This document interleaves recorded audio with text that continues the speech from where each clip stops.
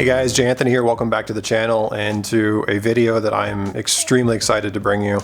So it's been a long time since I've done a video on reviewing the differences between a real and a replica or a fake watch, and I know those are videos you guys find very interesting. Unfortunately, I don't usually have much of an opportunity to look at high-end fakes since I would never purchase them, and as such I don't really get a chance to look at them.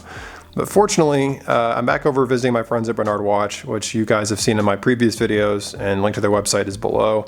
And while they definitely do not sell replicas, sometimes people try to sell replicas to them. So it's really cool because I now have the opportunity to take a look at a pretty high-end replica that I would never have had a chance to otherwise. So I'm really excited to share with you finally a legitimately solid comparison. To the untrained eye, I could unfortunately say that most people would not be able to tell these two watches apart.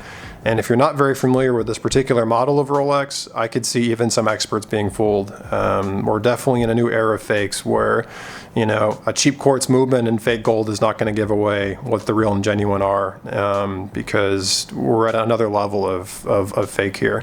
So in front of you, let's play a little game of guess which one is the real fake before I reveal it. So in front of you, one watch is worth over $10,000 and the other is a worthless fake, albeit it was an expensive high-end fake at one point. What we're looking at here are two different versions, a genuine and a replica, of the Rolex Sea-Dweller Deep Sea.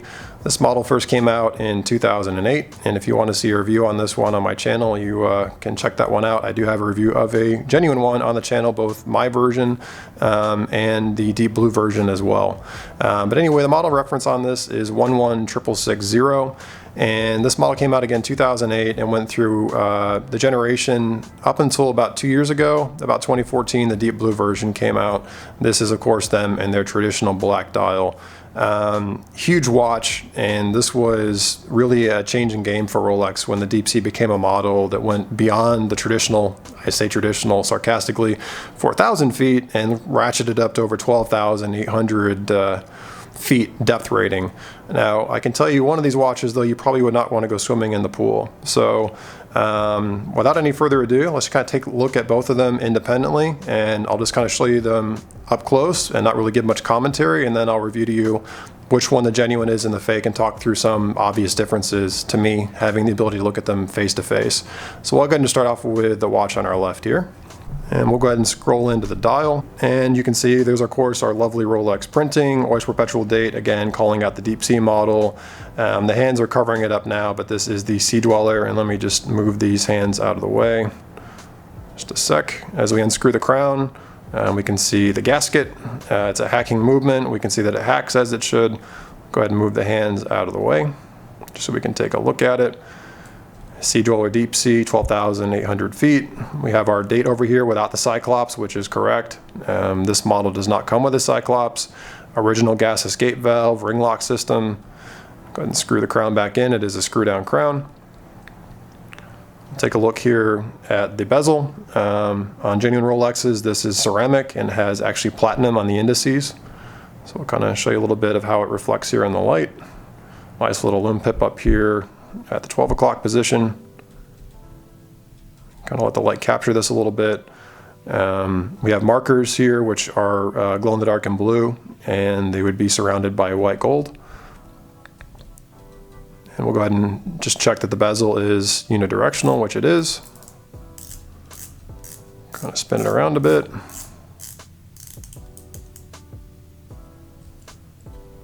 You can see the markings for the Rolex triple lock crown. We can see of course that it is a thick case. It comes on as it should. The solid in-link Rolex Oyster style bracelet. We have the newer style flip over clasp with a ratchet release pop-up. And this would of course feature Rolex glide lock system, and you can flick this up and adjust the length of the bracelet on the fly. You also have a diver's extension here that would fold out, which is nice. Fold that back in. Look at the details here on the inside. We see it says Rolex Geneva, Swiss made. And on the case back, we see Sea-Dweller Deep Sea. Now most of you are probably not used to seeing Rolex printing on the back. This is actually totally normal. The Sea-Dweller, they do get printing like this. Rolex Oyster Deep Sea, Sea-Dweller, and it has the depth rating. That is normal to see. It is also normal to see the center being slightly different color because on genuine Sea-Dwellers, that is made of titanium. Go ahead and close it back up. We do also have screw-out links, as we would expect. And so there's an overview of the watch on the left. So let's go ahead and swap this out for the other watch, the watch that was on my right. So as we can see with this one, again, we see what we expect to see on the dial, original gas escape valve, ring lock system, the same Sea-Dweller font. We see Rolex with perpetual date as we expect. Again, there is going to be no magnification on the Cyclops. Again, that looks accurate. Again, genuine Rolexes, this bezel should be ceramic and these indices should be platinum. I'll let the light capture a little bit so you can kind of see how it looks on camera. We'll turn this bezel.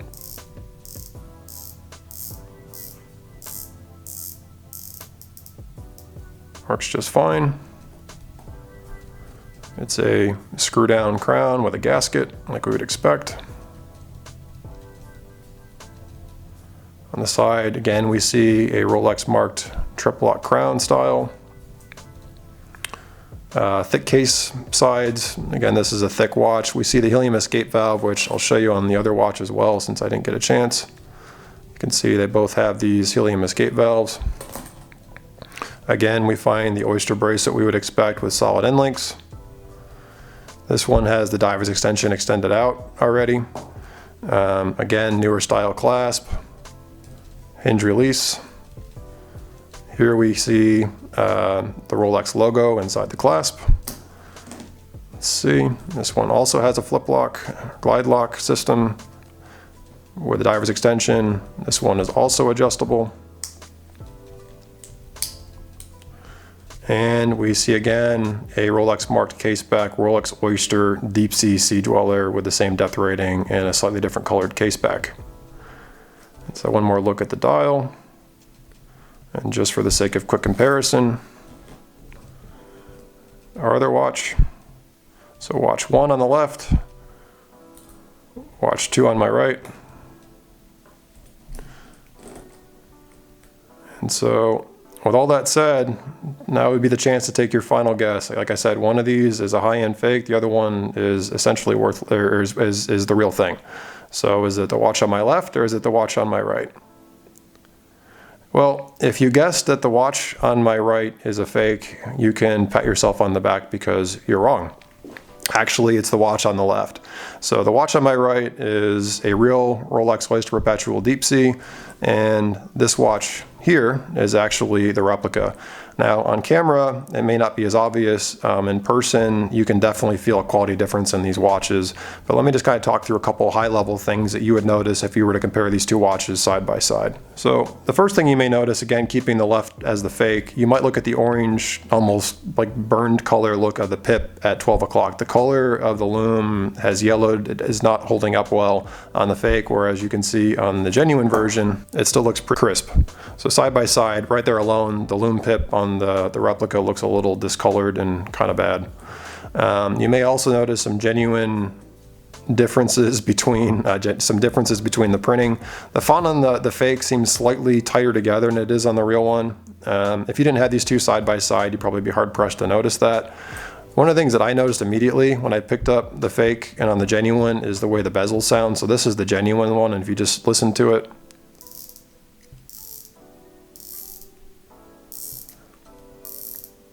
it may not communicate well on camera, but it sounds extremely well made and very precise versus this replica. It sounds like an Invicta, and nothing against Invicta, but it definitely does not feel nor sound to be the same quality as a Rolex should be. The other thing you may notice, and it's going to be very hard to shoot here, is there is a little bit of a dullness to the bezel that's hard to say. I mean, this bezel does look very good, but it looks very uniform when the light captures it. The real ones, as I was mentioning, are actually platinum coated, so you may get a little bit of a sense of it here, but when you rotate this bezel around at different angles, the light captures that platinum and it really shows off well in a way that probably won't translate well to camera. But these indices are beautifully formed and they're very crisp. And on the replica, I can tell in person, but on camera, not so much. The replica, the bezel, it's shallower. It doesn't have the same luster as the real one. If you look at the crowns, so the genuine crown is on the top, and the aftermarket crown is on the bottom. There's really not much to see here. The aftermarket crown, it's spread out a little bit more. It's not quite as tight together, but otherwise there's not a lot here that would really give away that this is a replica. If we turn it around, again keeping the real one on top, replica on the bottom. If I look at the helium escape valves, to be honest, there's really not much in it. You can see slightly more shadowing and definition on the real one since it's a real valve, but to be honest, looking at it, you wouldn't really be able to tell a lot this way. If we take a look at the bracelet, overall it looks very spot on, although this being the replica, it feels cheap in a way that a Rolex at this age does not. The older ones sort of do, but this one just, it doesn't close well and it feels kind of crappy. And if we look at the inside of the bracelet itself, you can see where it says Rolex, it's actually slightly crooked, and it looks like it was sort of laser etched on there, which is incorrect. If we take a look at the genuine one, I'll again reopen this. First, it opens the way it should, which is nice. And two, you can see that it is much more discernible, and it has this frosted appearance behind it. That's accurate, that's the way it should be. So that is very obvious to me. When it comes to the glide lock system, as I mentioned, there's really not a lot in it. It's actually a little frightening. The genuine one is in front of me.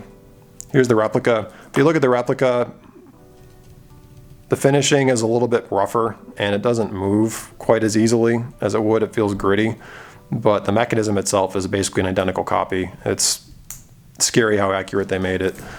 But if we look back at the real one, you can see the finishing on this is just much more crisp, and it just slides in and out a lot easier, as it should, being a real Rolex. The case back as well. If we look at the case back on this genuine one, the center you can see is a little bit different color from the rest of the case, as it should be, because it's titanium, and it's real titanium. And the way the light captured is it looks uniformly dark, as it should. And the printing on the back as well is super crisp, as we would expect it to be. When we look at this replica, the case back isn't quite as dark in the center, so you can tell that it's got some sort of a finish on it. It doesn't quite have the same, like you can see as we change the light, like the color changes drastically. I don't know what kind of finish they put on this, but it's clearly not a normal titanium. And you may also see some of the printing actually on this case back, like this R is fading. Some of the printing on the case back is actually fading, which you should hopefully never see on a real one. And one of the things that I can't really convey on camera is this bracelet feels really loose and really cheap, in a way that the genuine one just doesn't. It's one of those things that I can't convey on camera, but you can definitely tell this feels very tight and well put together on the genuine. And on the replica, it feels very cheaply made. But again, visually, there's really not a lot in this. It's quite frightening. And this thing fully works as you would expect it to. And again, I can wind it. The date changes, although the date feels very loose when I change it. And if you watch the beginning of this video, again in the intro, when you see the date window, you can actually see the next date underneath it. If you look closely at the dial, I won't be able to get on this camera macro-wise, but you can actually see the date coming in behind underneath the dial. It's not very good tolerance between the date window and the back of the dial, so that's clearly lazy. But overall, if I handed this to most people and just said this is a Sea-Dweller and they compared it to photos online, they wouldn't be able to tell. It's only handling the real thing, knowing the real thing so well, that I can sit here and look at this watch and just tell something's off with it. I mean, again, the luster of the bezel isn't quite there. The way the movement feels, it feels sloppy. The bracelet feels cheap. There's a lot of grittiness to the way it works. The finishing is just not what you would expect. The case back itself doesn't quite have the same difference in colors as you'd expect between the different metals of the 904L stainless and the titanium, and the printing is wearing off. Like there's some rough points on this watch that you would not see on a genuine Rolex. Even one that's had some wear to it, you would not see just build quality issues on a genuine Rolex to this degree. So I bet you're all wondering what's actually inside this replica Rolex. And fortunately, Bernard has let me take the case back off of it. So let's go ahead and unscrew it. And one thing, I mean, just how scary accurate this thing is it's a two-piece case back, which is what it should be. Rolex does not typically make two-piece case backs, but as you will see,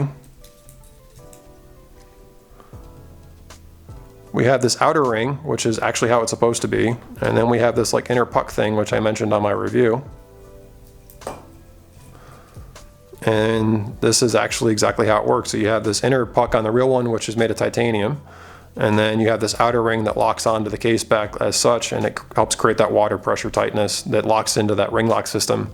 You basically have a case within a case. So the fact that they actually bothered to recreate a two-piece case back, and there's a seal on here, like you would expect it well. I mean, it's really impressive. But of course, any of you that are familiar with a Rolex movement will take one look at this and recognize that this is no Rolex movement you've ever seen before. And the purebred watch enthusiasts in their group will recognize this movement actually looks very similar to an ETA 2824. And that's because clearly this is a Chinese replica of an ETA 2824, which beats at the same beat rate, 28,800 beats per hour, as the Rolex, and has the same function. So without taking this case back off and without being well versed in what a Rolex should feel like, and especially this model, this watch would fool a lot of people, unfortunately, and it's just a fact of the world we're living in. So that's why it's crucial when you guys are buying watches, especially online, that you need to buy from the seller that you can trust. I work with Barnard Watch because I trust them. I know they only sell authentic watches, and anytime you buy a watch in general, you have to know you're working with somebody that will stand behind what they sell you and understands what they're selling you, because again, even people that are passionate in the community, I bet you there's people out there that would definitely get fooled by this watch. I mean, this thing does a lot of things right, and people that don't have a case back opener and don't handle a lot of Rolexes, especially this model, I could see them being fooled easily. All that said, let me go ahead and put this case back on. And let's do one more guess. If you can remember now everything I've told you, take a look at the two on your screen and see if you can remember or pick out which one is actually the replica and the real one. And let me know what you guys think in the comment section below. Do you think you'd be able to tell the difference between these two watches? I think I would. I could be wrong. There's definitely some things about the replica that tell me immediately there's something off with it, but I don't know. I could be fooled too. You never know. So hey guys, thank you so much for watching that video. I really hope you enjoyed it. I know my older Rolex replica versus real videos are absolute garbage. I really do. I've seen a lot of very hilarious comments on those videos. They have not held up very well. And so now that we have this crazy new era of super replicas, I really thought it'd be cool to do something new like this. So it's not the greatest video out there, but I thought you guys might find it interesting. So thank you so much as always for tuning in. And let me know what you guys think in the comment section below. If you liked it, please give me a thumbs up. If you have something to say, please let me know down below. And as always, if you haven't already, please subscribe and hit the bell icon so you guys will see new videos as they roll out. But anyway, all that said, thank you guys so much for the support. I greatly appreciate it. It's awesome, and this community is the whole reason that I'm sticking around on here. So I'll see you guys real soon on the next video. Take care.